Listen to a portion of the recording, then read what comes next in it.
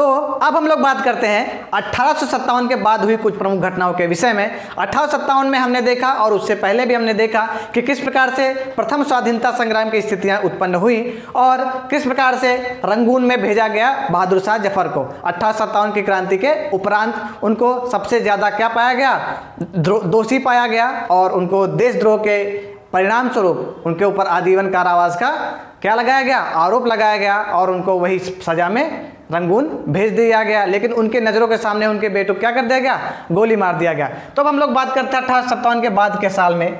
1859 के आखिर तक अंग्रेजों ने भारत पर पुनः अपना नियंत्रण प्राप्त कर लिया। तो ये बहुत महत्वपूर्ण बात है। शासन पद्धति में बदलाव किया गया, ठीक है। कौन कौन से बदलाव किए गए देख लीजिए। ब्रिटिश संसद ने 1858 में एक कानून पारित किया और ब्रिटिश ईस्ट इंडिया के सारे अधिकार ब्रिटिश गवर्नमेंट को क्या कर दिया गया, ट्रांसफर कर दिया गया। अर्थात जो शासन ब्रिटिश ईस्ट इंडिया भारत में चलाती थी, अब उसको हटाकर अंग्रेजों का एक सीधा शासन क्या कर दिया गया, भारत के ऊपर थोप दिया गया। ब्रिटिश मंत्रिमंडल के सदस्य को भारत मंत्री के रूप में नियुक्त किया गया। अर्थात एक ऐसे व्यक्ति का चयन किया गया जो भारत मंत्री के रूप में भारत के सारे कार्य को, अर्थात कार्यक्रम जो हो रहे हैं, अच्छा कर आ रहा है, कौन कौन सी शासन की स्थितियां उत्पन्न हो रही हैं, ठीक प्रकार शासन हो रहा नहीं हो रहा, इन सभी के विषय में जो जानकारी देता था उसको क्या कहा जाता था उस समय, वो था भारत मंत्री।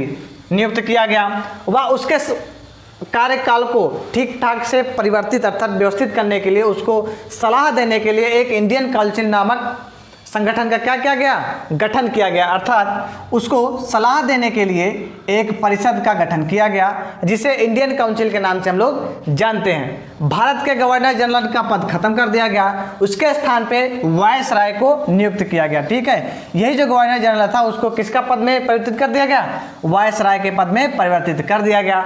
उसे इंग्लैंड के राजा या फिर जो भी रानी थे उनका निजी प्रतिनिधि घोषित कर दिया गया भारत में। किसको, वायसराय को। फलस्वरूप इंग्लिश गवर्नमेंट ने भारत के शासन की जिम्मेदारी अपने हाथों में ले ली।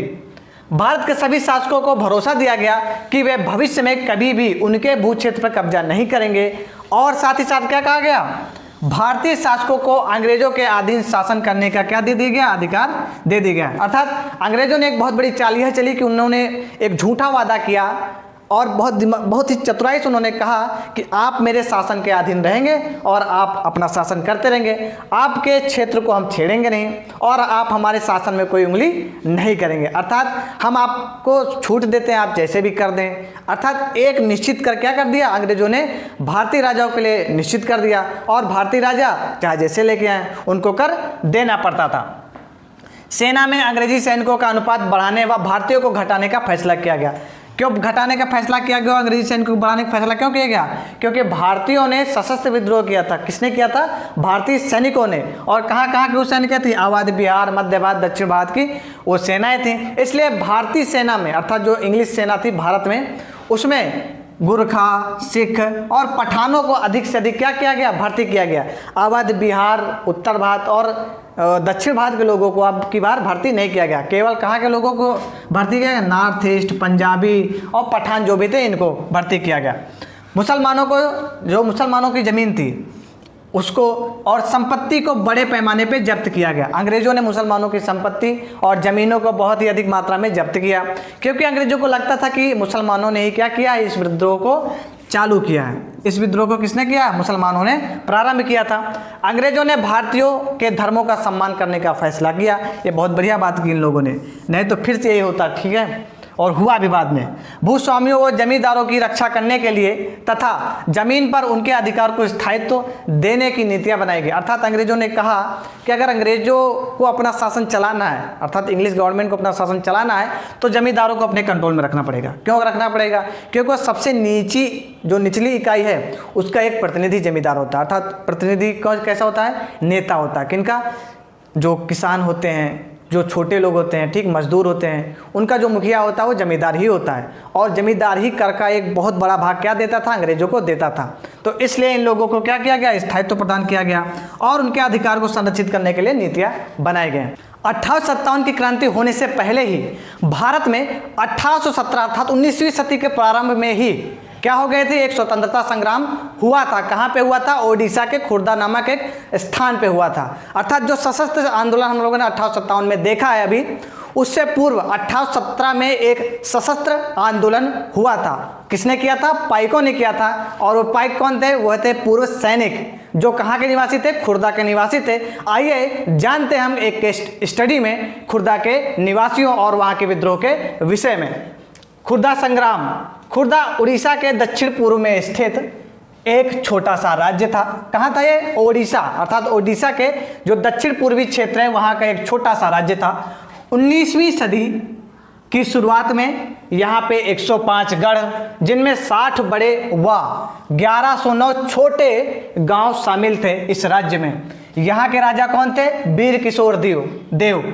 यहाँ के राजा वीर किशोर देव स्वाधिकृत परगनाओं को तथा जगन्नाथ मंदिर संचालन, उसके साथ ही साथ 14 गढ़ जातों का प्रशासनिक उत्तरदायित्व को पूर्व में दबाव में आकर मराठाओं को सौंप दिया। देखिए यहाँ पे बहुत ही बड़ी ट्रेजेडी क्या हो गई, जो वीर किशोर देव ने अपने शक्ति से परगनाओं को अधिकृत किया था उनको, और जगन्नाथ के नियंत्रण को साथ ही साथ 14 गढ़ जातों को मराठाओं को देना पड़ गया था दबाव के स्वरूप, क्योंकि मराठाओं की सेना उस समय क्या थी, अपने पूर्ण उफान पे थी, अर्थात बहुत ही ज़्यादा क्या थी, शक्तिशाली थी। और वह प्रत्येक अपने रास्ते में आने वाले छोटे बड़े राज्यों को जीतते चले जा रहे थे। क्योंकि यह बहुत ही छोटा राज्य था तो यह उनके समक्ष कहीं पर भी नहीं टिकता था। एक ना के बराबर इनकी सेना थी, उनके पास बहुत बड़ी सेना थी, ठीक है। इसलिए इन्होंने क्या किया, लड़ने के बजाय अपने 14 गढ़ों को और साथ ही साथ जगन्नाथ मंदिर के अधिकार को और कुछ परगनाओं को उनके अधीन क्या दे दिया, सौंप दिया। और उनको क्या होना पड़ा, विस्थापित होना पड़ा वीर किशोर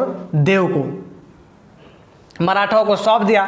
वीर किशोर देव के पुत्र मुकुंद देव द्वितीय इस दुर्दशा से विचलित थे। देखिए भाई, अगर आपको आपके घर से निकाल दिया जाए तो आप क्या कहेंगे, वाह बहुत अच्छा हुआ, ऐसा तो नहीं कहेंगे।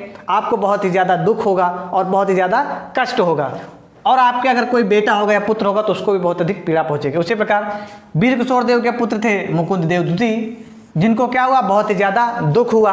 और 1804 में ओडिशा को अंग्रेजों ने अपने कब्जे में ले लिया। देखिए इससे पहले इन्होंने क्या किया था, मुकुंद देव ने, जब अंग्रेजों और मराठों के बीच युद्ध चालू हो रहा था, अर्थात शुरू था, उन दोनों के बीच संघर्ष हो रहा था, तो मुकुंद देव ने अंग्रेजों से बात किया कि आप क्या करें, हमको सहयोग दें और मराठाओं को हराने में सहयोग करें। जब अंग्रेजों ने इनका सहयोग दिया तो इन्होंने कहा हमला हो, और हमला के साथ क्या कर दिया, कुछ राज्यों को, कुछ क्षेत्रों को इन्होंने स्वतंत्र करा लिया। और स्वतंत्र कराने के बाद क्या किया, अंग्रेजों ने इन्हीं के राज्य को क्या कर दिया, अपने कब्जे में ले लिया। अर्थात अंग्रेजों ने पहले क्या कहा कि हम आपकी मदद करेंगे, आप स्वतंत्र करा लीजिए। जब उन्होंने स्वतंत्र कराया तो अंग्रेजों ने इनके राज्य को कब्जे में ले लिया। और इनके राज्य में, क्योंकि उस समय क्या था ना कि अंग्रेजी जो शासन थी वह मराठाओं को परास्त कर चुकी थी, और मराठाओं पर जितना भी शासन मराठाओं पर जहाँ जहाँ पे था वहाँ पे अंग्रेजों का शासन हो चुका था। तो अंग्रेजों ने ओडिशा को भी अपने अधीन कर लिया। तो इस प्रकार अंग्रेजों ने ओडिशा के अंतर्गत खुर्दा को भी क्या कर लिया, अपने अधीन कर लिया। 1804 में ओडिशा को अंग्रेजों ने अपने कब्जे में ले लिया, लेकिन मुकुंद देव की मांगों पर क्या नहीं किया गया, ध्यान बिल्कुल भी नहीं दिया गया। साथ ही खुर्दा को अपने में मिला लिया, अभी मैंने बताया। अंग्रेजों ने सांत्वना के रूप में एक नियमित अनुदान के स्वरूप मतलब एक कुछ मात्रा में धन दे दिया इन्होंने, अंग्रेजों ने, किसको, मुकुंद देव को, जो कि उनकी पूर्व भूसंपत्ति, ठीक है, जो उनके पूर्व भूसंपत्ति मतलब जो उनके पहले से दादा परदादा जिन्होंने उनको अपने मतलब जमीन को दिया था, के राजस्व का मात्र 10वांश था। मतलब वो लोग जो राजस्व प्राप्त करते थे अपनी पूर्व जमीनों से, उसके राजस्व का वह केवल एक हिस्सा था, अर्थात 10वें भाग का क्या था, वो केवल एक हिस्सा था। अंग्रेजों ने उन्हें क्या दिया था, और किसके उसमें दिया था, परिप्रेक्ष्य में जगन्नाथ मंदिर की सुरक्षा और देखरेख के परिप्रेक्ष्य में एक भाग दिया था, 10वें भाग का, किसके, जगन्नाथ मंदिर की देखरेख के कार्य के लिए दिया था। तथा जो मुकुंद देव का निवास था वह खुर्दा से हटाकर कहाँ कर दिया गया, पुरी में एक स्थान पे निश्चित कर दिया गया। खुर्दा को अपने में मिलाने के बाद अंग्रेजों ने राजस्व निवृत्त जमीन पर कर लगाने की नीति अपनाई। अब राजस्व निवृत्त जमीन क्या होती है, जैसे आपके पास 10 बीघा जमीन है, उस पे से 8 बीघा पे क्या देते हैं, आपकी कृषि की भूमि है, और 2 बीघे पे मान लीजिए आपका मकान है, कुछ कोई भी चीज़ है, ठीक, 2 बीघे पे है, तो उस 2 बीघे को भी क्या कर लिया गया, कर के रूप में, अर्थात उससे भी कर लेने वाली एक नीति बनाई गई। अर्थात 8 के साथ 2 और, मतलब पूरे जमीन से जितना खुर्दा में जमीन थी उस सभी से क्या किया गया, कर इकट्ठा करने की नीति अपनाई गई। और साथ ही साथ उस कर को लगातार वो लोग बढ़ाते चले गए। इससे क्या हो गया, वहाँ की जनता में असंतोष फैलने लगा, और साथ ही साथ वहाँ का जो सैनिक वर्ग था, ठीक है, क्योंकि उनके पूर्व जो जमीन थी उनके पास, उनसे भी उनको कर देना पड़ता था। तो देखिए, इससे राज्य के पूर्व सैनिक वर्ग, जिन्हें पाइक कहा जाता था, बुरी तरह प्रभावित हुए। कौन, पाइक कहा जाता था वहाँ के सैनिक वर्ग को, वो लोग बहुत ही अधिक ज़्यादा क्या हो गए, प्रभावित हो गए। फलस्वरूप 1805 से 1817 के मध्य वहाँ से बड़ी मात्रा में लोगों ने क्या किया, पलायन करना प्रारंभ कर दिया और अपने अपने ज़मीनों को छोड़कर वो लोग चले गए। क्योंकि आपकी आमदनी अगर अठन्नी है और खर्चा रुपया हो जाए तो क्या होगा, दिक्कत होगी ही। तो वैसे ही दिक्कत से बचने के लिए उन्होंने वो स्थान को ही क्या कर दिया, छोड़ दिया। अब खुर्दा के निवासी, ठीक है, जो खुर्दा के विस्थापित राजा का वंशानुगत सेना नायक था, कौन था, जगबंधु विद्याधर महापात्र भ्रमरवार राय, इतना बड़ा नाम है, ठीक है। ये जो थे, जिनको लोग बख्शी जगतबंधु के नाम से जानते थे, यह भी उन्हीं लोगों में से एक थे, क्योंकि ये पूर्व सैनिक थे। ये भी वैसे ही लोग थे जिनकी क्या हो गई थी, जमीन छीन ली गई थी अंग्रेजों द्वारा, या फिर कुछ आंशिक रूप में क्या कर दिया गया था, उनसे पूरी जमीन, क्योंकि वो कर चुका नहीं पा रहे थे, कुछ करते ही नहीं थे, कर कहाँ चुकाएंगे, तो धीरे धीरे करके उनके सारे जमीन पे क्या कर लिया, अंग्रेजों ने कब्जा कर लिया। तो ये भी वैसे ही सेना नायक थे, या फिर कह लीजिए जमींदार थे, जिनकी जमीन को क्या कर लिया, अंग्रेजों ने छीन लिया था। व्यवहारिक रूप से वे भिखारी हो गए थे, अब कुछ रहेगा नहीं तो अब क्या हो जाएंगे, भिखारी हो जाएंगे। और 2 साल तक खुर्दा के लोगों के स्वैच्छिक दान पर अपना गुजारा किया। स्वैच्छिक मीन्स होता है अपनी इच्छा से जो लोग दान करते थे खुर्दा के, उसी पर अपना जीवन यापन करते थे। अब जानकारी प्राप्त करते हैं खुर्दा लोगों के, अर्थात खुर्दा के निवासियों के कुछ प्रमुख तकलीफों के विषय में जानकारी प्राप्त कर लेते हैं। तो कौन कौन सी तकलीफें थी। अंग्रेजों द्वारा यहाँ चांदी के सिक्कों का प्रचलन किया गया। एक नई बात यहाँ पे देखने को ये मिली कि जो मराठा थे या फिर मुगल थे, वो लोग कर लेते थे अनाजों के फॉर्म में या फिर एक मुद्रा के फॉर्म में लेते थे, ठीक है। लेकिन इन्होंने क्या कर दिया, एक विशेष प्रकार के चांदी, अर्थात आप शुद्ध चांदी में ही क्या करेंगे, अपने करों को चुकाएंगे अंग्रेजों के खिलाफ। अब भैया जो के लगे चांदी नहीं ना, अर्थात चांदी नहीं है जिसके पास, वो कैसे देगा। तो ठीक है, इसी मुद्रा में राजस्व भुगतान पर क्या किया गया, जोर दिया गया और कहा गया कि अगर आप इसमें नहीं चुकाएंगे अपना कर, तो आपकी सारी जमीन को क्या कर लिया जाएगा, अंग्रेजी कब्जे में ले लिया जाएगा। खाद्य सामग्री के मूल्य में अभूतपूर्व वृद्धि हुई। साथ ही नमक में भी कर लगाया गया, क्योंकि पूरे देश पे जहाँ पे नमक बनता था वहाँ पे अंग्रेजों का अधिकार हो गया था, और अंग्रेजों ने कहा अगर इस पे आप कर नहीं देंगे तो आपको नमक बनाने का क्या किया जाएगा, अधिकार नहीं दिया जाएगा। तो नमक अगर किसी खाने में नहीं होगा तो कैसा लगेगा, स्वाद खराब लगेगा। तो यह जो इसेंशियल चीज़ें थी, खाद्य सामग्री, नमक आदि पे क्या कर दिया, आपूर्ति कम हो गई, और साथ ही साथ इसके मूल्य में भी क्या कर दी गई, वृद्धि कर दी गई। इससे भी असंतोष फैलता गया।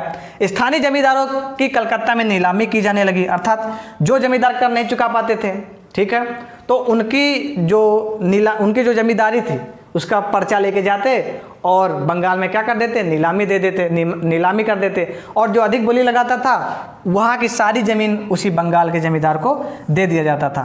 इससे बंगाल के जमींदार ओडिशा में आने लगे, इससे भी उनकी समस्या पैदा होने लगी, बहुत सारी समस्या उत्पन्न होने लगी। खुर्दा संग्राम का प्रारंभ 29 मार्च 1817 को हो जाता है।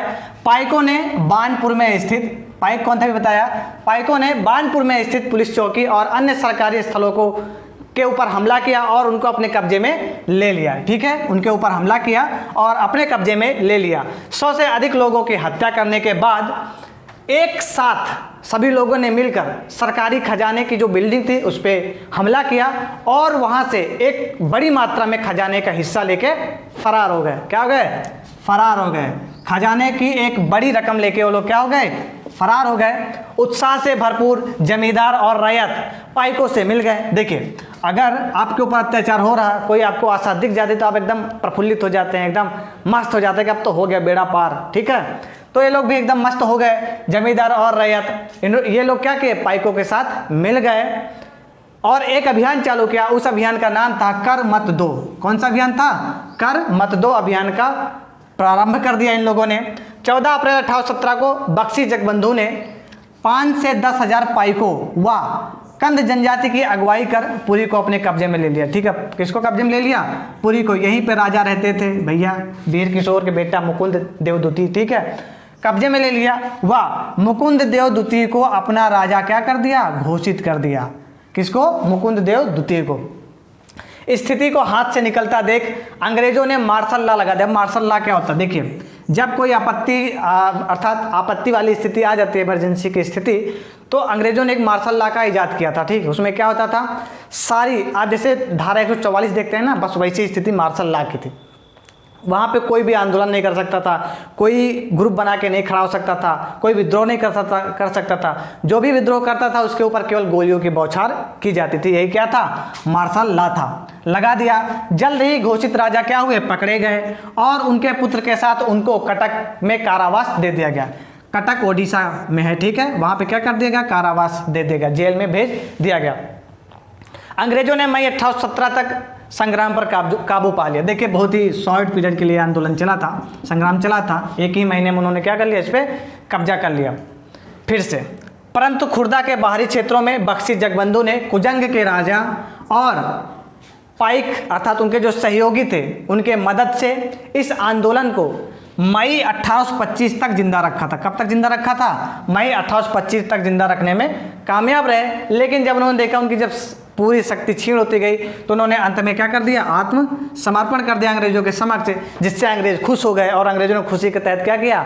अंग्रेजों ने खुर्दा के लोगों के प्रति दयालु, अनुग्रहित और अनुशीलता की नीति अपनाई। अब ये चीज़ होता क्या है? देखो, जो लोग उस क्षेत्र में ज़्यादा लाभ कमा रहे थे, जिनको भ्रष्ट पाया गया, उनको हटाया गया और नए सैनिक अधिकारियों को क्या किया गया? नियुक्त किया गया। अंग्रेजी अधिकारियों को नियुक्त किया गया। शासन व्यवस्था सुधारी गई। नमक कर को खत्म किया गया और जो खाद्य सामग्री पे अधिक कर था ना, उसको भी समाप्त किया गया। और मुद्रा का जो प्रचलन चांदी के रूप में था उसको भी क्या कर लिया गया? हटा लिया गया। और अनाजों के रूप में क्या लिए जाने लगा? लगान वसूला जाने लगा। तो यह था, हम लोगों ने इसके विषय में जाना, खुर्दा संग्राम के विषय में, और साथ ही साथ हमने इस लेसन में जाना है स्वाधीनता संग्राम के विषय में। यह वीडियो यहीं तक। मिलते हैं नेक्स्ट क्लास में। इससे संबंधित जो नोट्स हैं वह आपको हमारे टेलीग्राम चैनल पे मिल जाएंगे, जिसका लिंक डिस्क्रिप्शन में है। तो आप वहां से विभिन्न प्लेलिस्टों को जरूर देखें और हमारे साथ लगातार बने रहें। तो मिलते हैं नेक्स्ट वीडियो में। धन्यवाद।